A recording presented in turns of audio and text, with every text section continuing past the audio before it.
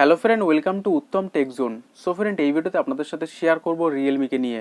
জানাবো রিয়েলমি এত কম সময়ের মধ্যে কি করে এত জনপ্রিয়তা অর্জন করে ফেলেছে, রিয়েলমির সফলতার পিছনে কি কি কারণ আছে। কমপ্লিট আজকে এই ভিডিওতে আপনাদের সাথে সমস্ত কিছু শেয়ার করব। সো ভিডিওটি একটা স্টেপও মিস না করে শুরু থেকে শেষ পর্যন্ত দেখতে থাকবেন। হ্যালো ফ্রেন্ড, আমি উত্তম, আপনাদের সবাইকে উত্তম টেকজোনে স্বাগতম। চ্যানেলে নতুন হলে অবশ্যই চ্যানেলটি সাবস্ক্রাইব করে নোটিফিকেশন ঘন্টাটি অন করে অল সিলেক্ট করে রাখবেন। তাহলে কি হবে, পরবর্তী যখনই আমরা এরকম ইনফরমেটিভ এবং নলেজেবল ভিডিও আপলোড করব, সেই সব ভিডিওর নোটিফিকেশন সর্বপ্রথম আপনাদের কাছে যাবে এবং সর্বপ্রথম কিন্তু আপনারা সেই সব ভিডিও দেখতে পারবেন।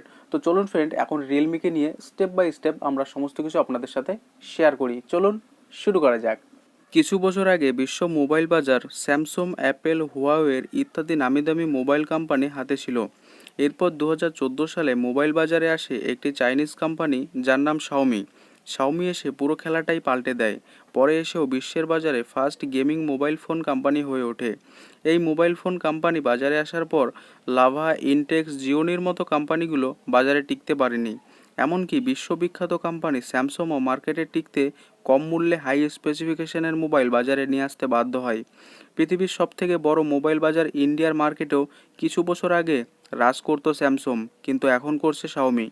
দেখুন ফ্রেন্ড, এর আগে আমি একটা ভিডিও করেছি যে কি করে শাওমি এত কম সময়ের মধ্যে এতটা জনপ্রিয়তা অর্জন করে ফেলেছে এবং বিশ্বের 1 নম্বর স্মার্টফোন ব্র্যান্ড কি করে হলো। সো সেই ভিডিওটি যদি আপনারা না দেখে থাকেন তাহলে উপরে আই বাটন অথবা ডেসক্রিপশন বক্সে লিঙ্ক দিয়ে দেবো। অবশ্যই এই ভিডিওটি দেখার পর সেই ভিডিওটি দেখে নেবেন, তাহলে খুব ইজিলিভাবে আপনারা বুঝতে পারবেন যে বিশ্বের 1 নম্বর স্মার্টফোন কোম্পানি শাওমি কি করে হলো। কমপ্লিট আলোচনা করেছি, অবশ্যই দেখে নেবেন। বিশ্ব মোবাইল বাজারে শাওমি অন্যান্য কোম্পানির কাছে মাথা ব্যথা হলেও শাওমির কাছে বড় মাথা ব্যথার কারণ হলো চায়নার আরেকটি মোবাইল ফোন ব্র্যান্ড রিয়েলমি। বলতে পারেন রিয়েলমি বাজারে আসার পর থেকে শাওমির ঘুম হারাম করে দিয়েছে। রিয়েলমি শাওমির থেকে 4 বছর পর মোবাইল মার্কেটে প্রবেশ করে, আর মাত্র কয়েক মাসের মাথায় শাওমির চিন্তার কারণ হয়ে দাঁড়ায়। তো চলুন আজকে আমরা এই ভিডিওতে আরও স্টেপ বাই স্টেপ জানবো যে কি করে শাওমিকে পুরোপুরিভাবে টেক্কা দিচ্ছে রিয়েলমি। তো চলুন আরও বিস্তারিতভাবে জেনে নিই। প্রথমত জানবো রিয়েলমি কোম্পানির প্রতিষ্ঠান কবে হয়েছিল। রিয়েলমির যাত্রা শুরু হয় 2010-এর দিকে। বলে রাখি, 2010-এর দিকে রিয়েলমি ছিল ওপোরই একটি সাব ব্র্যান্ড, আর ওপো কোম্পানিটি ভিভিকে ইলেকট্রনিক্স কোম্পানির একটি সাব ব্র্যান্ড ছিল। আপনি হয়তো জেনে অবাক হবেন যে আমাদের সুপরিচিত ভিভো, ওয়ানপ্লাস, ওপো এই কোম্পানিগুলি ভিভিকির একটি সাব ব্র্যান্ড। বলতে পারেন এই সকল মোবাইল কোম্পানিগুলোর পিতা একজনই, সেটা হলো ভিভিকে। যাই হোক, কাম টু দ্য পয়েন্ট। তখন ওপো কোম্পানিটির ভাইস প্রেসিডেন্ট ছিলেন স্কাইলি। তার নেতৃত্বে ওপো কোম্পানির অনেক উন্নতি হয়। প্রায় 32টির উপরে দেশে ছড়িয়ে পড়ে ওপো, এবং ওপো ও রিয়েলমির পিছনে সবথেকে বড় অবদান ছিল স্কাইলিয়ের। এরপর 2018 সালে 30শে জুন স্কাইলি অফিসিয়ালি ওপো কোম্পানি থেকে রিজাইন নিয়ে নেয় এবং তার স্বপ্ন ছিল নিজস্ব একটি মোবাইল কোম্পানি প্রতিষ্ঠান করার।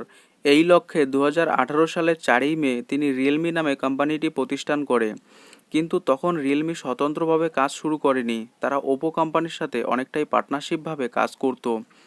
স্কাইলি যেহেতু ওপো কোম্পানির একজন ভাইস প্রেসিডেন্ট ছিলেন, তাই মোবাইল কোম্পানির স্ট্র্যাটেজি সম্পর্কে খুব ভালো ধারণা ছিল। তিনি বুঝতে পেরেছিলেন যে বাজারে এখন মিড রেঞ্জের মধ্যে ভালো স্পেসিফিকেশনওয়ালা মোবাইলই কিন্তু প্রত্যেকেই চায়, যা কিনা শাওমির পক্ষে একা কভার করা সম্ভব নয়। তাছাড়াও আরেকটি বড় জিনিস লক্ষ্য করেছিলেন, সেটা হলো ইন্ডিয়ান হলো মিড রেঞ্জের সবথেকে বড় মোবাইল মার্কেট। তার সবথেকে বড় টার্গেট ছিল ইন্ডিয়ান মার্কেট, এরপর অন্যান্য দেশে এক্সপেন্ড করা।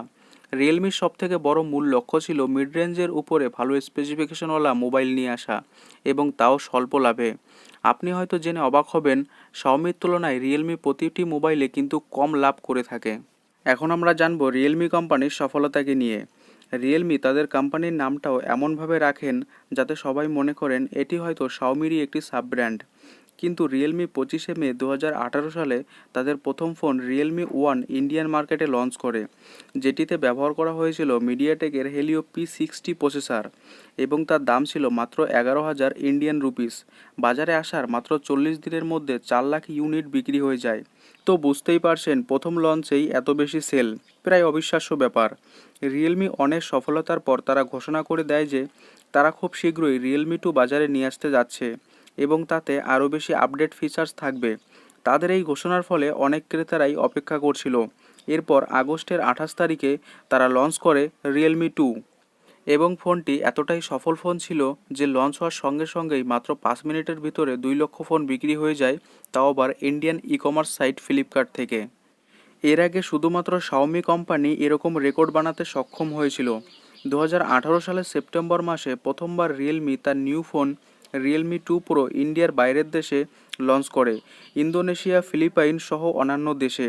ওই সকল দেশেও রিয়েলমির ফোনগুলো অনেক সফল হয়। 15ই নভেম্বর 2018 সালে রিয়েলমি তার অফিসিয়াল লোগো পরিবর্তন করলো। এরপর রিয়েলমি 5G গতিতে এগিয়ে যেতে থাকে, একের পর এক নতুন ফোন বাজারে আনতে থাকে। বলতে পারেন প্রায় প্রতি মাসে কোনো না কোনো নিউ আপডেট ফোন রিয়েলমি বাজারে নিয়ে আসে এবং 2019-এর প্রথম কোয়ার্টারেই রিয়েলমির ইউজারের সংখ্যা 1 কোটির বেশি হয়ে যায়, যেটি শাওমি কোম্পানির মাথা ব্যথার কারণ হয়ে দাঁড়ায়। এবং সবাই বুঝতে পারে যে শাওমি কোম্পানির সাথে একমাত্র রিয়েলমি কোম্পানি টক্কর দিতে পারে। যদিও স্যামসাং, ভিভো কোম্পানিগুলো আছে, কিন্তু আপনি সদ্য উঠে আসা কোম্পানির দিক বিবেচনা করলে বুঝতে পারবেন শাওমির বড় কম্পিটিটর হলো রিয়েলমি ফোন। এরপর শাওমি মার্কেটে নিয়ে আসে Realme C1, C2, U1, Realme 3 Pro, Realme X Master Edition, 3i, Realme 5 Pro, X2 Pro, 5S, 5i, 6i ইত্যাদি ফোনগুলো নিয়ে আসে। একটি রিপোর্ট অনুযায়ী দেখা যায় যে মাত্র 2 বছরের মাথায় রিয়েলমির ইউজারের সংখ্যা 50 মিলিয়নের বেশি, অর্থাৎ 5 কোটির বেশি।